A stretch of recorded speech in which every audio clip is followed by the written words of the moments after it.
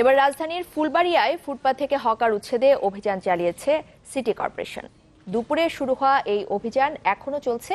এদিকে হকার উচ্ছেদ বন্ধ ও পুনর্বাসন নীতিমালা প্রণয়নের দাবিতে বিক্ষোভ সমাবেশ করেছে হকার সমন্বয় পরিষদ। সকালে জাতীয় প্রেসক্লাবের সামনে এই বিক্ষোভ সমাবেশ হয়। দাবি পূরণে প্রধানমন্ত্রীর কাছে স্মারকলিপি দেওয়ার কথা জানান হকার সমন্বয় পরিষদের আহ্বায়ক আবুল হোসেন। বলেন, ফুটপাত দখলমুক্ত করার জন্য এভাবে হকার উচ্ছেদ অমানবিক। সমাবেশে দক্ষিণ সিটি কর্পোরেশনের মেয়র সাইদ খোকনের প্রতি নিন্দা জানান তারা। এদিকে সিটি কর্পোরেশনের নির্বাহী ম্যাজিস্ট্রেট খান মোহাম্মদ নাজমুস শোয়েব জানিয়েছেন, হকারদের পুনর্বাসনে আলোচনা চলছে, তবে সেই সাথে উচ্ছেদ অভিযান চলবে বলেও জানিয়েছেন তিনি।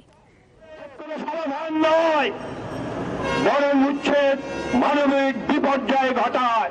কর্মী বাহিনী অবিলম্বে পুনর্বাসনের নীতিমালা প্রণয়ন করে প্রধানমন্ত্রীর নির্দেশনা অনুযায়ী প্রয়োজনীয় কার্যক্রম গ্রহণ করতে হবে।